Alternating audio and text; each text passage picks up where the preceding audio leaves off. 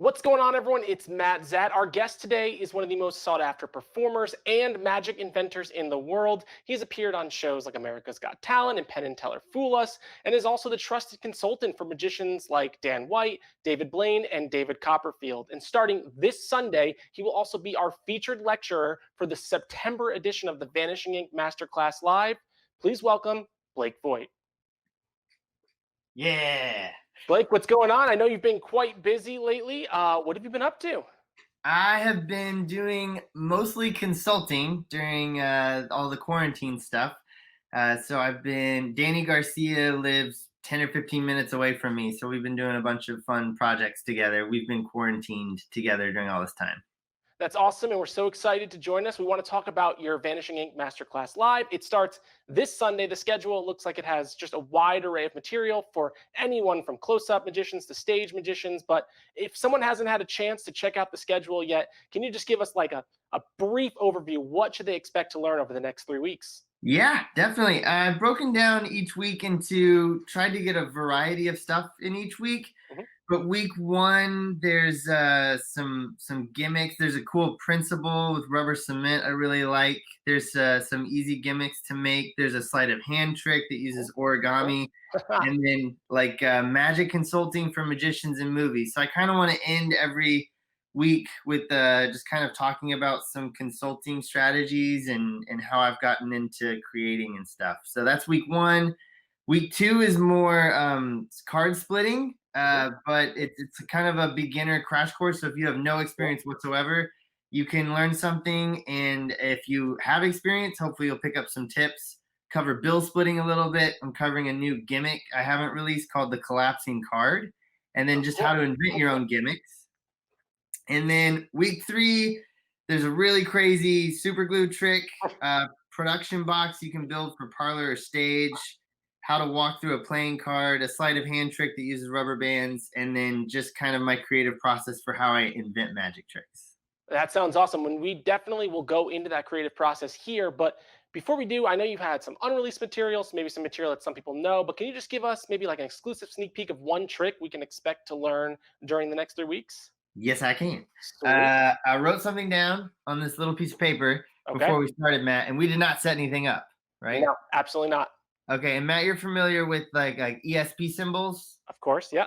Do you have a favorite one, or like if you don't have them in front of you, I find that some people, it takes a while to think of all of the different ESP symbols. Hmm.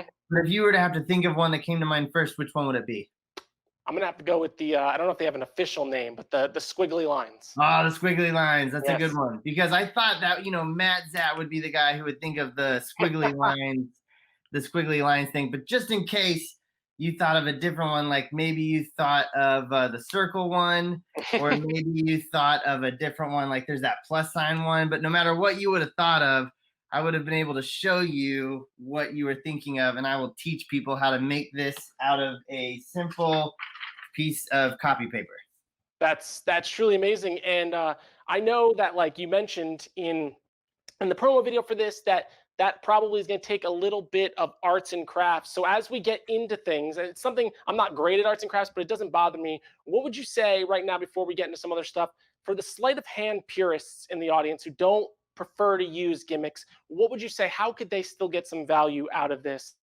Yeah, definitely. Well, I mean, a lot of gimmicks that I design are designed to either be handed out, examined after they're used or before. Mhm. And also those gimmicks that I design do require sleight of hand. So the thing that I just showed you, even though it is a gimmick, it does require sleight of hand. And also I kind of will get into a little bit with just time relevant stuff with the quarantine going on right now. Okay. There is a lot of great gimmicks that I'll be covering how to make that you can use on your Zoom shows. And I'll tell you right now, nobody can examine this, but try to examine it right now. Yeah. So as long as your gimmicks do look examinable, but I will, in each class, I cover at least one thing that is not a gimmick. So you'll get some sleight of hand skills out of that too. Cool. And that's awesome too. I mean, a lot of Zoom magicians, we're taking advantage of the fact that things can't be examined. So that's really nice to hear. I'm an active virtual show guy, so I love to hear that. Going into more or less the tricks in your creative process, for people who don't know, you've worked with David Copperfield, David Blaine, and you're known for creating like these innovative effects. But I've always thought of you as someone who creates these awesome effects. I just want to know, when did you start creating your own tricks? When did you realize that, you know what, the stuff on the market, it doesn't do what I need it to do? When did you really get into designing and creating your own tricks? Probably high school or college. I was not designing them to release them. I was Hmm. designing them to have them fit me more. So I was just taking pre-existing tricks. I had a restaurant gig of all 4 years of high school, and I did 3 hours of walk around magic every Monday night for 4 years. Hmm. So when I was doing that gig, I would take tricks that I bought online or learned, Hmm. and then change them slightly to fit me. And then I continued to do that. And then in college, I started going to magic conventions, and I would show magicians Hmm. these things. Hmm. And they started telling me that's brand new. And I was like, no, no, no, this is just my version of this guy's thing. And they're like, yeah, yeah, but you changed it enough to where that's other people would buy that. And that's kind of how I knew to start to do that. That's great. And is that sort of how you got into consulting for other magicians? Did it start through word of mouth? Did you actively pursue consulting? How did that kind of come to fruition? My consulting really got skyrocketed from getting to work with Copperfield. That was Mm. my first Mhm. consulting thing, and that was through Jonathan Bain flew me there to film a video, and then I got to work with Chris Kenner and David Mm. Copperfield, or no, Chris Kenner and Homer Lewag. Sorry, not Copperfield. And those guys I really hit it off with, Chris Kenner and Homer Lewag, and then that led to that consulting gig. And what was that first project again with Copperfield? Just an overview. What was it? Oh no, it was not a project with Copperfield. I'm sorry. It was a Oh, okay. project with Jonathan Bain for Theory 11 whenever I Got was it. in college, and Got it. then whenever I was there in Vegas, I got to meet Kenner and Homer, and we Got just it. really hit it off. And that's a long story I won't get Yeah, into, no, but that's fine. we just really we really hit it off. Yeah, and I know you'll cover everything. We have 3 weeks to talk about it. So this is just to talk about the basics. And it's not just in the magic community, it's also outside the magic community. And I'd call you it, you may not call yourself it, but one of the busiest magic consultants in Hollywood. You have a lengthy credits list. It's Now You See Me, Ant-Man, working directly with Paul Rudd, and also most recently Disney Plus's Magic Camp, which was a huge, huge hit. So did that sort of segue from the magic consulting? How did you get into, the Hollywood story? Is that the same path?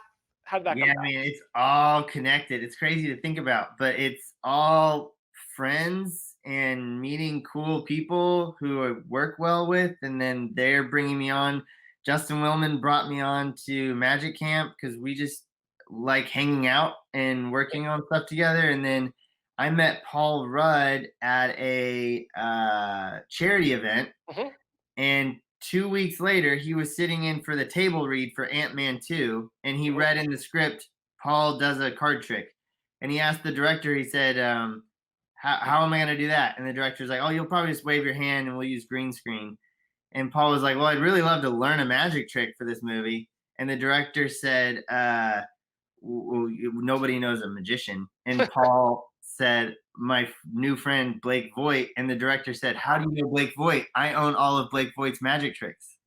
Oh, wow. So the director had owned all of my tricks I'd released to the magic community, and Paul I just met 2 weeks before. So it was just luck. And that's awesome. Well, I wouldn't call it luck. I would say you're not only a great magician, but it seems like you're a pretty good networker too. So that's awesome to hear. And Yeah. without going into too many details, this can be a real quick question. What's it like teaching a complete amateur magic? He was awesome. He was an amazing student. You know, a lot of magic is acting, Hmm. and Paul is an amazing actor. So he's got that down. It was just the sleight of hand. I showed him in person. I Hmm. thought it'd be really cool if he didn't learn it. Maybe they could use my hands. Oh, And yeah. then he went away for a month, and when I came back, he was doing it, and I was Wow. like, "Crap!" I guess it'll be your hands in the movie, but he really just worked really hard at it. Yeah, you still get that great credit too, and that's great that you worked with someone who's a complete amateur, but you've solved some other problems. You're always coming up with unique solutions. I know you, and you work with Danny Garcia. He does that too. You guys are problem solvers. What do you think makes you so adept at problem solving? Are you a big book guy? Do you read and consume as much magic as possible? How do you spark that creativity?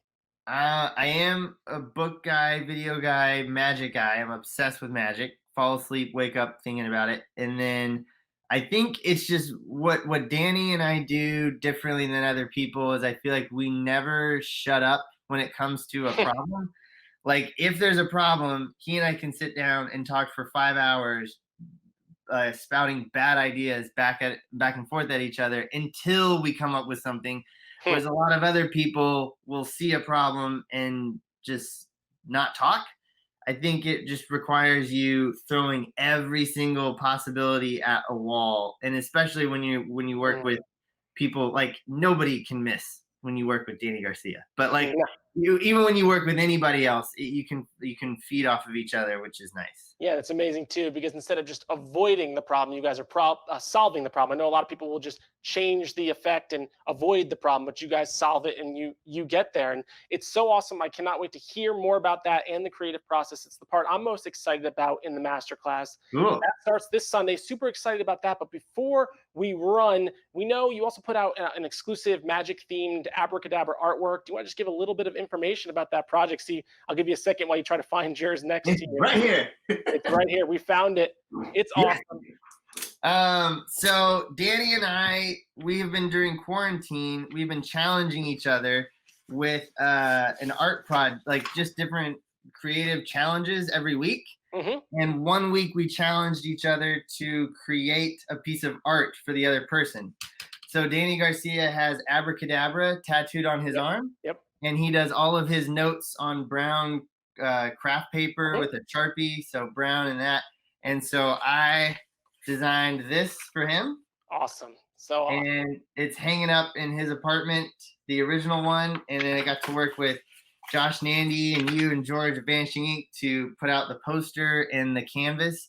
So we will actually be giving away one of these between now and the first masterclass. So stay tuned on Vanishing Inc. and my social media to see how you can win this. Absolutely. It's going to be a little tricky way, but we will make it work. And we're going to give it away right at the beginning of the first Vanishing Masterclass. So Blake's going to give one of those away. We'll let you know then how you can win it, though. But make sure you tune in right away. But before then, that's all we have for today. But until Sunday, how can people find you? Where can they learn more about you?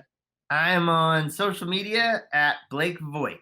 So Facebook, Twitter, Instagram, those are the best ways. I'm mostly on Instagram. That's my one. Awesome. Very cool. Thank you so much for taking the time to speak with us. We look forward to seeing you this Sunday. It starts at 4 p.m. Eastern Standard. That's New York time. Until then, have a great rest of your day, Blake. Thank you, Matt. You too.